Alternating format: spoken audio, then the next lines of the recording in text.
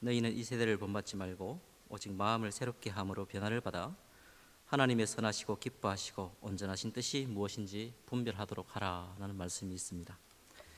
하나님의 자녀인 성도가 세상 사람과 가장 큰 구별점은 우리의 생각과 의지를 가지고 창조주 하나님의 말씀을 듣고 그 뜻 가운데 순종하는 마음을 가진 것이라 할 수 있습니다. 우리 하나님의 백성은 다 같이 천국을 사모합니다. 천국에서는 모든 성도가 영생을 누리게 될 것이고, 그리고 요한계시록에서 그 천국을 묘사하기로 생명수 강이 흐르고 황금길이 놓여 있고 12개의 진주문이 있다, 그렇게 묘사하고 있습니다. 그러나 천국은 단순히 그런 환경을 누리는 곳이라기보다는 하나님의 뜻이 어떤 방해나 실패함이 없이 온전히 이루어지는 곳이라 하겠습니다. 성도는 그곳에서 영원토록 하나님의 선하시고 기뻐하신 그 온전하신 뜻을 온전히 알아서 순종하게 될 것입니다. 비록 성도가 이 땅에서 죄가 많은 이 땅 가운데서 물이 들고 잘 넘어지기도 하고 연약한 가운데 있다 할지라도, 그러나 우리 마음 가운데 하나님께 예배하는 그런 마음으로, 또 하나님 말씀을 사모하는 마음으로 이 시간 또 나와서 그 말씀을 또 듣고 순종하고자 하는 그런 마음을 갖는다는 것은 너무나 소중하고 너무나 아름다운 일입니다. 이 예배가 바로 그러한 천국의 모습이요, 우리가 영원토록 하나님을 예배할 그날을 사모하는 그러한 심령으로 여기에 모인 줄 압니다. 이 예배 시간에 선포되는 그 하나님 말씀을 또 우리가 들을 때에, 그것이 하나님 말씀으로 확인될 때에 우리가 순종하고자 하는 그러한 복된 성도들의 마음이 충만하시는 시간 되기를 축원합니다. 제가 말씀을 준비한 시편 51편은 그 제목에 나타난 대로 다윗의 시라 소개되고 있고, 이 시편의 배경이 되는 사건은 다윗이 바세바라는 한 여인을 간음을 한 후에 선지자 나단이 그에게 왔을 때라고 알려주고 있습니다. 함께 읽은 9절에서 3절에 물은 나는 내 죄가를 아오며 라고 다윗은 고백합니다. 여기서 고백한 다윗의 죄는 바세바라는 한 여인과 간음을 행하고 그 간음죄를 무마시키기 위해서 그의 남편이요 다윗의 충신인 햇사람 우리아를 아주 간교한 방식으로 살해한 죄입니다. 다윗은 이와 같은 죄를 하나님의 선지자 나단이 자기에게 찾아와 자기의 재상을 지적하자 비로소 자기가 죄를 인정하고 이르기를 나는 내 죄가를 아오며 라고 고백한 것입니다. 나단을 통하여 선포된 하나님의 말씀의 빛 아래에서 다윗은 자신의 죄의 실체를 보게 되었다는 말씀입니다. 그리고 이어서 다윗은 내가 주께만 범죄하여 주의 목전에 악을 행하였사오니 라고 고백하고 있습니다. 앞서 나단이 지적한 죄상에 대해서 다윗은 자기가 범한 죄가를 안다고 말했습니다. 그런데 그 죄를 범한 대상에 대해서는 4절에 내가 주께만 범죄하여 라고 하므로 하나님께만 범죄하였다고 고백한 것입니다. 바로 이 점이 저에게는 다소 이상히 여겨진 점입니다. 다윗은 분명코 바세바와는 간음을 죄를 저질렀고, 그리고 그의 남편인 우리아에게는 살인죄를 저질렀습니다. 따라서 최소한 하나님께와 바세바, 우리아에게 죄를 범하였다고 고백해야 자기의 죄상을 밝히 알리는 것이라 하겠는데, 하나님께만이라고 하여 그 죄의 범한 대상을 하나님께만 한정해 두었다는 것입니다. 이 시간 내가 주께만 범죄하여 라는 제목으로 그 다윗의 그 고백을 따라서 그 의미를 한번 생각해 보고 저에게 주신 이 말씀을 묵상하면서 저에게 주신 그 하나님의 은혜를 여러분들과 함께 나누기를 소원합니다. 내가 주께만 범죄하여 라는 다윗의 이러한 고백을 이해하기 위해서는 이 시편의 배경이 되는 본문을 살펴보는 것이 유익한 줄 압니다. 사무엘하 12장 7절에서 10절 말씀입니다. 우리가 함께 보겠는데요, 제가 봉독하겠습니다. 나단이 다윗에게 이르되 당신이 그 사람이라 이스라엘의 하나님 여호와께서 이와 같이 이르시기를 내가 너를 이스라엘 왕으로 기름 붓기 위하여 너를 사울의 손에서 구원하고 내 주인의 집을 내게 주고 내 주인의 아내들을 내 품에 두고 이스라엘과 유다 족속을 내게 맡겼느니라. 만일 그것이 부족하였을 것 같으면 내가 네게 이것을 저것을 다 주었으리라. 그리한데 어찌하여 네가 여호와의 말씀을 업신여기고 나 보기에 악을 행하였느냐. 네가 칼로 햇사람 우리아를 치되 암몬 자신의 칼로 죽이고 그의 아내를 빼앗아 내 아내로 삼았도다. 이제 네가 나를 업신여기고 햇사람 우리아의 아내를 빼앗아 내 아내로 삼았은즉 칼이 내 집에서 영원토록 떠나지 아니하리라. 이 본문에서 선지자 나단은 이 사건의 주범인 다윗에게 와서 당신이 지금 무슨 죄를 저질렀는지 그것을 하나님의 관점에서 설명하고 있는 그런 장면입니다. 여기서는 우리가 두 구절을 주의해서 보아야 하겠는데 9절에 내가 여호와의 말씀을 업신여기고, 분명히 다윗은 우리아와 밧세바를 향하여 죄를 지은 것인데 나단 선지자가 분명히 밝히는 그 죄상에 대해서는 하나님의 말씀을 업신여긴 것이라 그렇게 진단하고 있습니다. 업신여기다라는 그런 표현은 영어 성경에 보게 되면 despise, 경멸하다, 무시하다, 멸시하다 이런 표현으로 달리 표현할 수 있습니다. 단순히 한 여인에게, 한 신하에게, 자기의 종들에게, 자기의 많은 백성 중 가운데 한 사람에게 뭔가 죄를 범한 것이 아니라 그 죄상이 하나님의 말씀을 무시하고 능멸하였다는 것이 바로 다윗이 지은 죄의 본질이라는 것입니다. 더 나아가서 10절 말씀해 보게 되면 이제 네가 나를 업신여기고 이렇게 표현합니다. 아까는 하나님의 말씀을 무시하였는데, 경멸하였는데 이제는 하나님을 멸시하였다는 것입니다. 다윗의 범죄는 하나님 말씀을 무시하고 경멸한 것뿐만 아니고 그 말씀을 주신 모든 율법의 입법자가 되시는 그 하나님을 경멸한 죄라고 지적한 것입니다. 이러한 나단의 지적을 통하여 다윗은 자신이 절대 왕권을 갖던 그 왕정 시대에 한 나라의 왕으로서 대수롭지 않게 행한 것이 단순히 자기의 백성 중 하나에게 잘못한 것이 아니라 하나님의 말씀을 멸시하고 하나님을 경멸한 죄악임을 깊이 깨달아 알게 된 것입니다.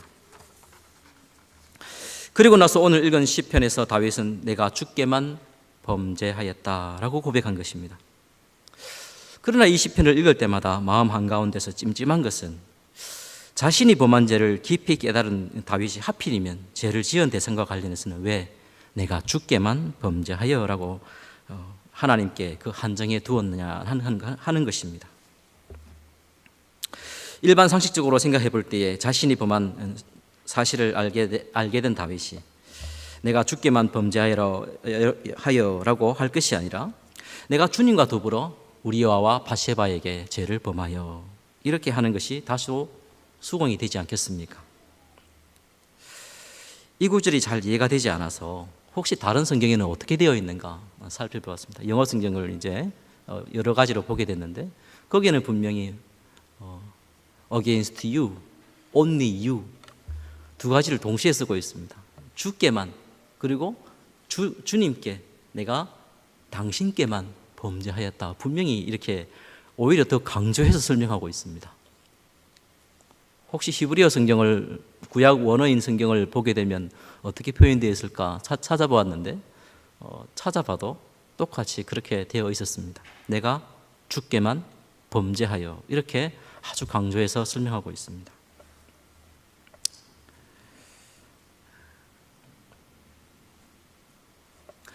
이것이 잘 납득이 가지 않는 것입니다. 하나님께 범죄한 것 좋은데 왜 애꿎은 충복, 자기 민족을 위해서 가정을 등지고 충성을 맹세하고 실제로 행동에 옮겼던 그 충복인 우리아를 아주 비열한 방식으로 죽이기까지 했는데 왜 우리아에게 죄를 지었다고 고백하지 않는가입니다. 그러나 다윗은 자신이 범한 구체적인 범죄의 내용을 숨기기 위해서 에둘러 하나님께 범죄하였다고 고백한 것이 아닙니다. 오히려 한 개인에게 범죄한 것은 궁극적으로 그를 지으신 하나님께 대한 범죄 행위임을 하나님께서는 나단 선지자를 통하여 다윗에게 분명히 알리신 것이고 다윗은 그 사실을 분명히 깨달아서 이렇게 고백한 것입니다. 다윗은 성령의 감동을 입어서 이 시편을 기록하면서 내가 주께만 범죄하여 라는 분명히 명시를 해둠으로써 오고 오는 모든 교회가 이 시편을 노래하면서 죄의 실체를 알도록 하신 것이라 생각해 봅니다. 하나님께만 범죄하였다. 우리가 죄를 지을 때 비록 사람을 대상으로 할지라도 그 죄에 대한 궁극적인 대상은 하나님께만 범죄했다는 이런 판단은 우리가 모든 관계 속에 있는 사람을 어떻게 대해야 하는지를 아주 중요하게 알려준다는 사실입니다. 우리가 어떤 사람을 대할 때 만일 하나님을 고려하지 않고 그냥 사람을 대한다고 생각해 보십시오. 그저 한 사회 공동체에서 정한 규범과 법도와 정의를 따라서 사람을 대하겠지요.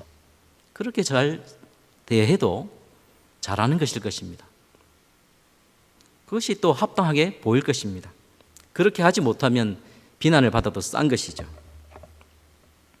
그러나 하나님의 교회에서 하나님의 말씀이 그 법도로 정해져 있고 규범으로 정해진 그 하나님의 교회에서 단순히 세상의 법도를 따라서 세상의 정의를 따라서 행한다는 것은 결코 충만치도 않고 그것이 합당한 것이라 여겨지지 않습니다.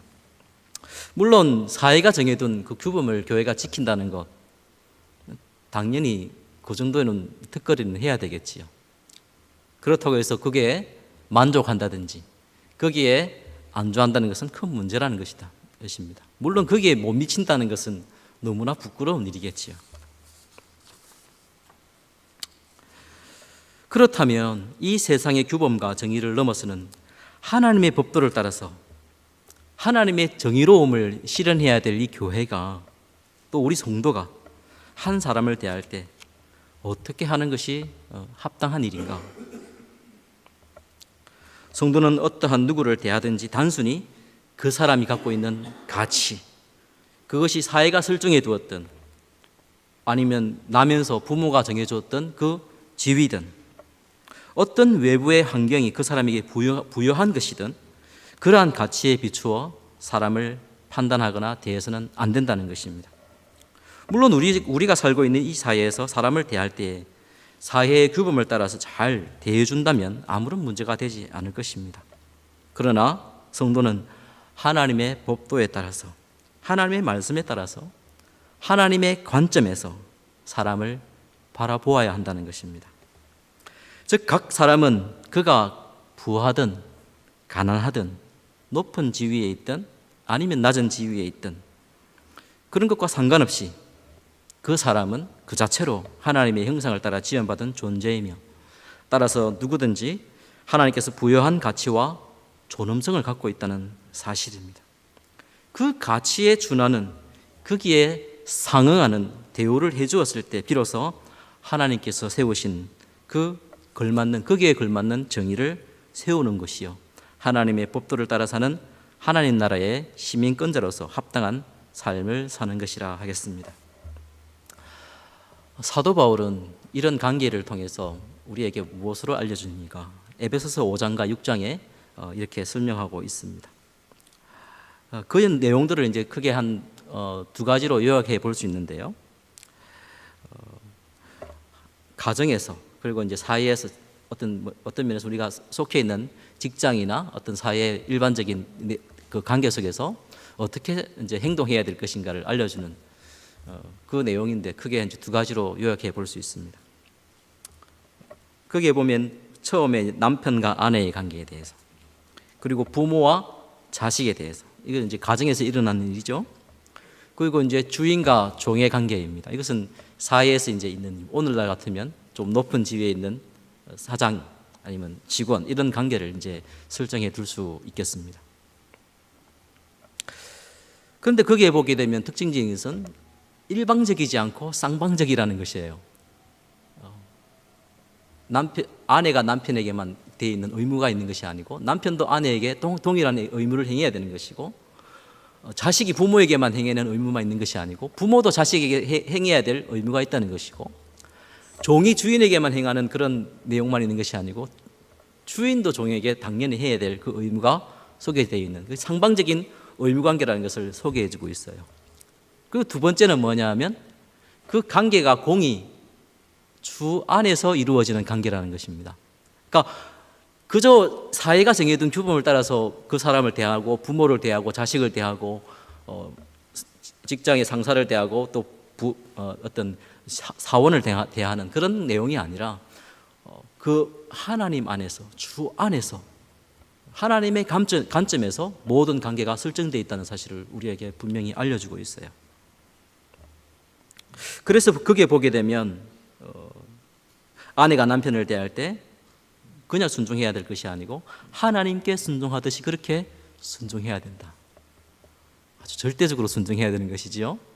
그런데 이제 거기에 보면 하나님께 대하다 한다는 말은 하나님 말씀이 이제 전제되어 있는 것입니다. 막 대하는 것이 아니고요. 그럼 남편은요? 남편은 아내를 사랑해야 된다고 되어 있는데 거기는 뭐라고 되어 있냐면 그리스도께서 교회를 위해서 자신을 주심같이 죽기까지 그렇게 사랑하라 이렇게 되어 있습니다. 만일 여러분 가정 속에서 그렇게 이루어지지 않는다 그러면 하나님의 정의가, 하나님의 의로움이 그 가정 안에서 이루어진 것이 아니라 하겠습니다. 그리고 부모와 자식 관계는 어떻습니까? 자식은 부모를 당연히 공경해야 되죠. 약속 있는 첫째 계명이라 그랬습니다. 그런데 거기도 보면 주 안에 씁니다. 막 순종해야 되는 것이 아니고 이거 훔쳐와 저거 훔쳐와 해서 훔쳐가 그렇게 하면 안 되겠지요. 정당한 것, 하나님 말씀이 옳다고 여긴 것, 그 안에서 순종을 해야 되는 것입니다. 자식은, 그러면 부모는요, 자기 스라의 아들이라고 그냥 막말하고 때리기도 하고 뭐 폭언을 하고 그렇게 해도 되는 것인가? 아니라고 그랬습니다. 주의 훈계를 따라서, 주의 교훈을 따라서 주님의 말씀으로 잘 양육할 것을 대하고 그렇게 우리에게 말하고 있습니다. 직장에서 이제 주인과 이제 사장이 있고 사주가 있고 직원이 사원이 있습니다. 그 관계에 대해서 어떻게 설명하고 있습니까? 종은 주인을 대할 때 눈가림만으로 눈속임으로 안 보면 대충 하고 보는 데는 열심히 하고 이렇게 할 것이 아니고 죽게 하듯이 그렇게 하라 이렇게 명령해 주고 있습니다. 대충 이렇게 살지 말고 아주 열심히 주님께 하듯이 그렇게 행하라 이렇게 말하고 있어요. 주인은요, 겁박하지 말라는 겁니다. 협박하거나 공갈을 하거나 폭언을 하거나 함부로 대하지 말라는 것이에요. 오히려 너도 하늘에 상전이 있지 않느냐. 하나님이 너의 상전이다. 너는 어떻게 보면 내 안에 그 하나님 안에서는 사원이라고 하더라도 낮은 지위에 있다 하더라도 어떻게 보면 나중에는 한 형제로 만나게 될 그런 사람이라는 것이죠. 그래서 형제와 같이 친절히 대할 것을 우리에게 말씀해주고 있습니다. 그러니까 직장에서든 가정에서든 모든 관계 속에서 설정해둔 그 모든 사람을 만날 때에 사도 바울은 분명히 하나님을 고려해서 하나님의 관점에서 그 모든 사람을 대하라는 것이죠. 교회는 더한 곳이죠. 교회는 마땅히 우리는 더 하나님의 관점에서 바라볼 때 그 형제, 그 자매님은 그리스도께서 피를 흘려서 사신 아주 존귀한 자라는 사실을 우리가 알아서 그렇게 거기에 상응하는 그런 대우를 당연히 해줘야 되는 것입니다.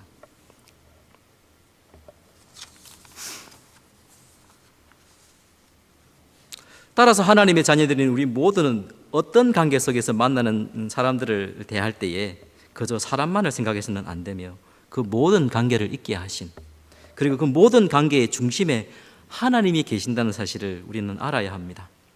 그래서 하나님의 자녀인 우리 모두는 내가 지금 속한 곳에서 어떤 사람을 대할 때에 마치 하나님을 대하듯 하는 그 태도, 마치 하나님이 보시는 것처럼 그렇게 바라보고 하나님이 생각하는 것처럼, 그리고 하나님이 그 사람을 생각하고 그 사람에게 해주었으면 하는 그 기대만큼 그렇게 사람을 대하고 그렇게 사람에게 행동할 것을 우리에게 알려주는 것입니다.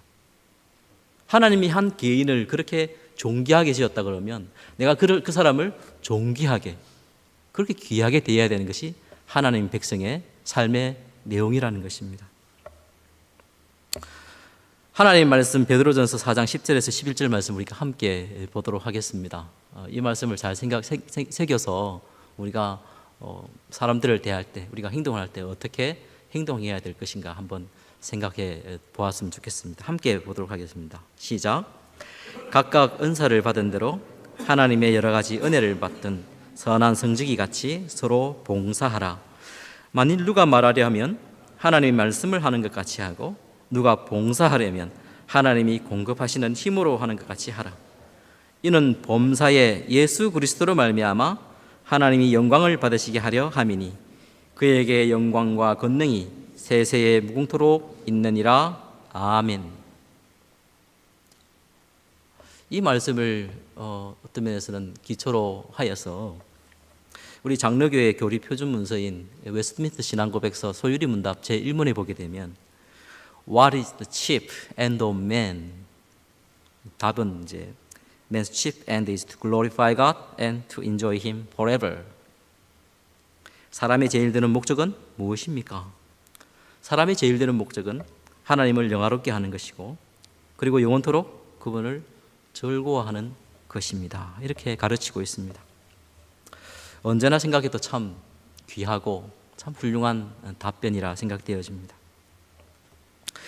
그런데 만약에 내가 한 가정에서 직장에서 여러 사람을 만나고 말을 하고 행동을 하는데 하나님을 전혀 고려하지 않는다면 거기에는 결단코 우리의 생애의 본분을 따라서 하나님을 영화롭게 하는 삶이 아니라 하겠습니다.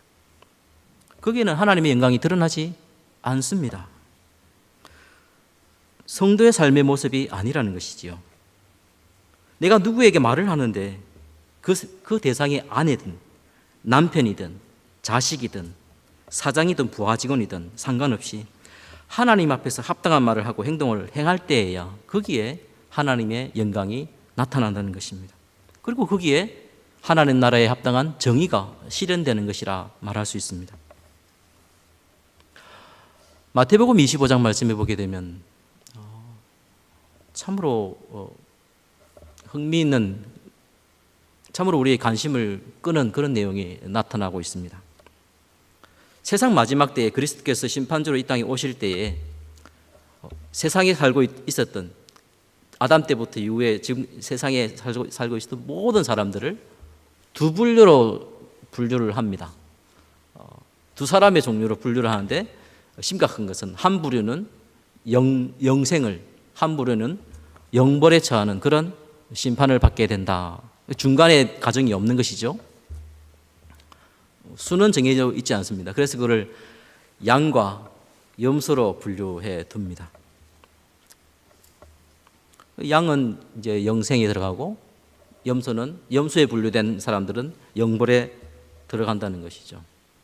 우리도 언젠가는 마지막 심판 날에 거기에 둘 중에 하나에 있게 될 것입니다. 우리 목양교회 성도님들은 다 양들 편에 있겠지요.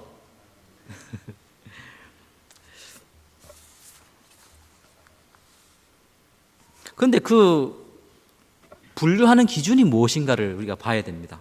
그것이 좀 과히 충격적입니다. 예수님께서 뜬금없이 뭐라고 말씀하시냐면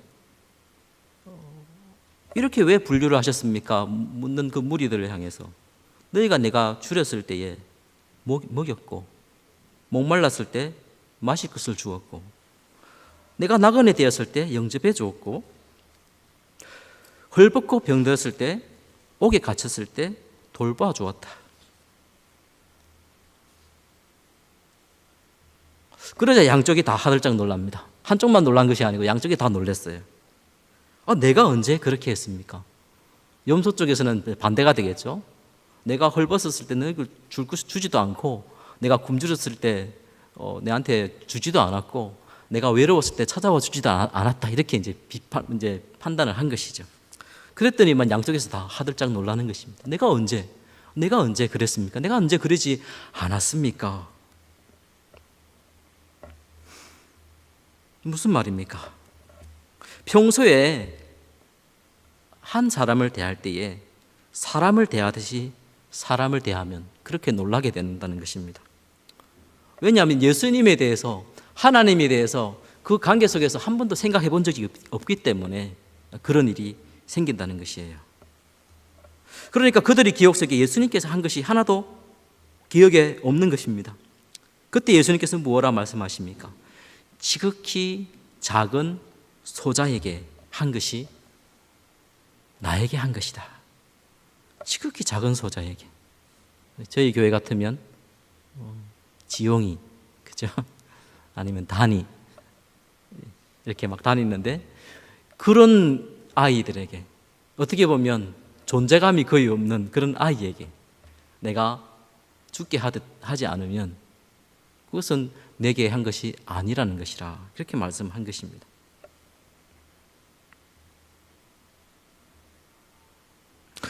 아무리 존재감이 없는 사람, 어떤 사람도 눈길을 주지 않는 이 사회에서나 공동체에서 버려지고 소외된 그런 연약하고 무지하고 가난하고 힘없고 불쌍한 그런 존재감이 없는 그런 소자에게 대한 것이 곧 나에게, 하나님께 대한 것이다, 이렇게 말씀합니다.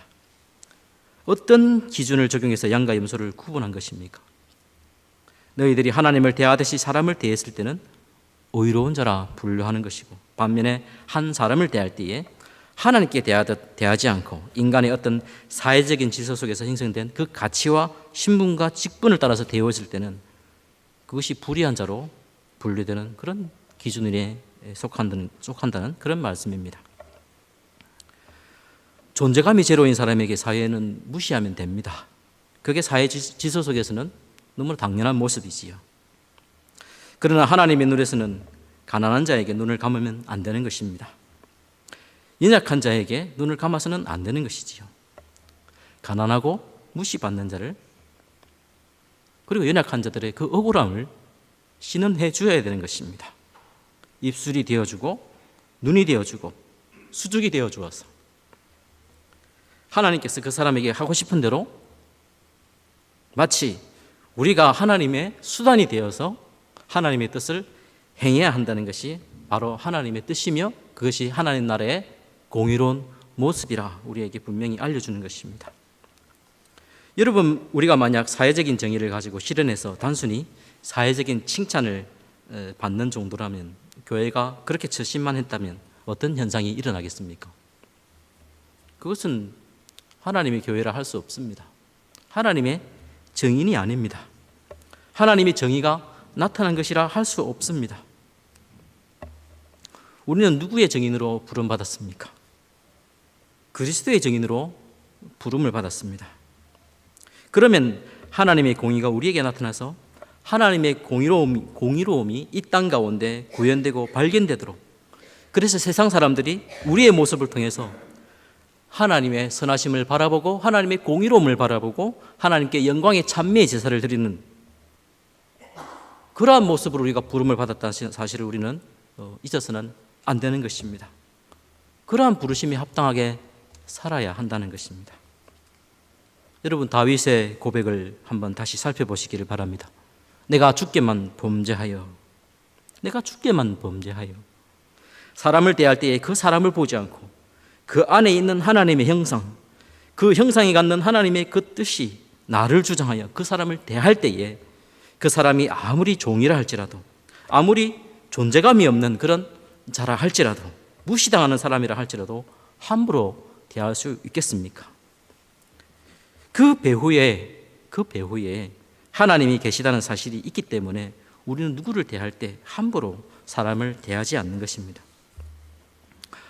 더군다나 우리가 교회 안에서 하나님께 대한 한 믿음을 고백하고 성찬에 참여하는 성도들을 바라볼 때에 그 성도는 단순히 하나님의 형상이라는 가치를 넘어서서 예수 그리스도, 하나님이신 그분이 자기의 생명을 값주고 사신 참으로 이 땅에서는 대체물이 없는 최고 차원의 가치가 부여된 하나님의 자녀가 된 자들이라는 것을 우리가 밝히 알아야 합니다.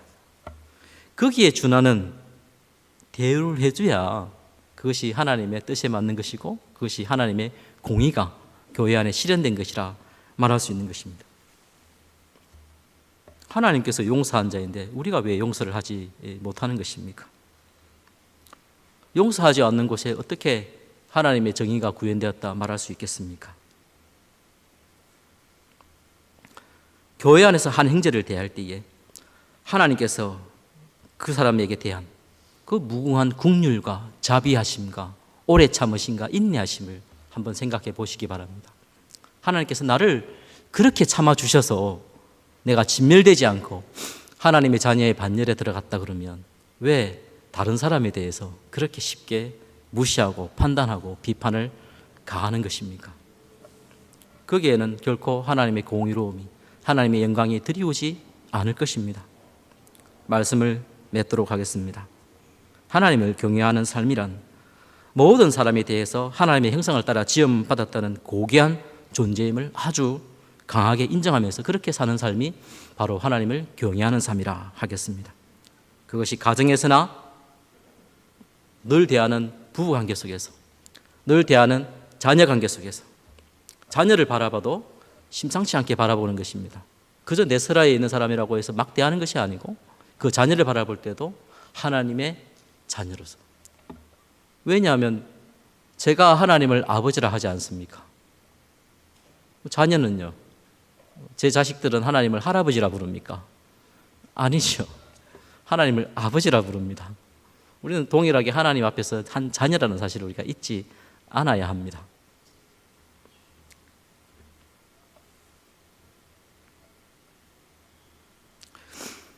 가정에서, 직장에 있는 모든 상하 동등 관계에 있는 자를 향하여 성경에 명백히 드러난 그 하나님의 뜻을 따라 그 사람을 존귀히 대하고 그렇게 살아가는 그 삶이 하나님을 사랑하고 하나님을 경외하는 삶의 모습이라 하겠습니다. 이 일을 우리가 실천하기 위해서 참 우리는 많이 기도해야 합니다. 아침에 일어나서 우리가 기도할 때에 하나님, 제가 만나는 사람들, 제가 만나는 늘 대하는 아내에게, 늘 대하는 남편에게, 늘 대하는 부모에게, 늘 대하는 자녀에게, 또 상사에게, 또 부하에게, 아니면 직장의 동료들에게 내가 하나님의 공의를 따라서 그를 존귀히 여기고 그렇게 살아가고 그렇게 말을 하고 행동할 수 있도록 하나님 도와주십시오. 늘 되뇌어야 할 것입니다. 우리는 참 자칫 실수를 참 많이 합니다. 저도 그 중에 한 사람입니다. 잘 안 돼요. 그럴 때마다 내가 정말 하나님의 사람이 맞을까 회의가 들 때가 참으로 많습니다. 그러나 또 감사하게도 아침에 일어나서 또 있으면 하나님께서 언제 또 회복시켜 주시고 그렇게 살도록 힘을 다시금 주십니다.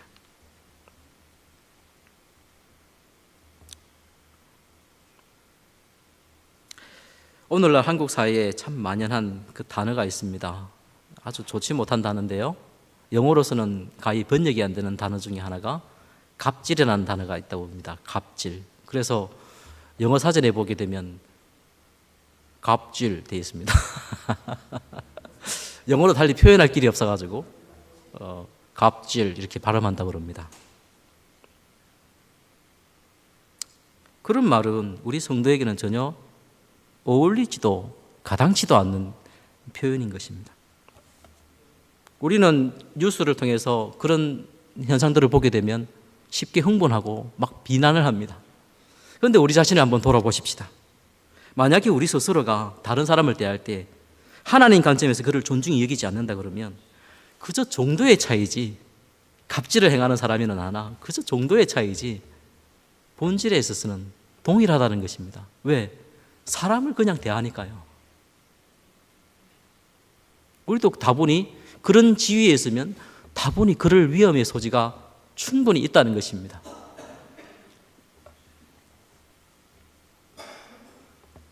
좀 전에 말씀드린 대로 우리 교회에서 교훈을 받습니다. 이제 주일에 우리가 하나님 나라를 사모하는 마음으로 또 이 예배를 드리고 주의 성도들을 또 다 같이 만나게 되고 늘 교제합니다. 그럴 때마다 우리는 또 그 성도를 어떻게 바라봐야 될까요? 단순히 하나님의 형상이 아닙니다. 이번에는 그리스도께서 그를 위해서 대신 죽어주신 아주 존귀한 신분입니다. 그 신분에 맞는, 그 클래스에 맞는 대우를 해줘야 하는 것입니다.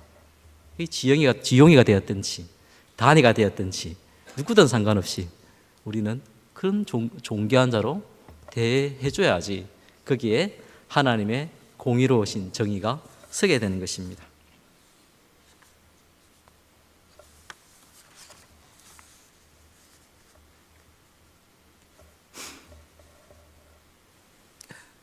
내가 주께만 범죄하여 라는 다윗의 고백은 단순히 죄책을 하나님 안에서만 해결하여 적당한 선에서 무마하려는 그런 내용이 아니라 적극적으로 이웃에게 행한 악행 자체가 하나님께 범죄한 것임을 분명히 밝히는 그 내용이라 하겠습니다. 이웃에게 행한 범죄에 대해 우리 주님께서는 마치 주님 자신에게 행한 범죄로 인정하여 죄의 책임을 물으시겠다는 그런 말씀입니다. 어떤 사람에게 잘못을 행했을 때 적당히 구분해서 사람에게 요만큼, 하나님께만 요만큼, 그 정도가 아닙니다. 다윗이 내가 하나님께만 범죄하여라고 고백한 대로 모든 사안이 하나님과 결부된 하나님께 저지른 죄라는 판단과 기준을 가져야 비로소 하나님의 정의가 실현되는 것이요 세상을 향하여 빛과 소금의 역할을 감당하게 되는 것입니다.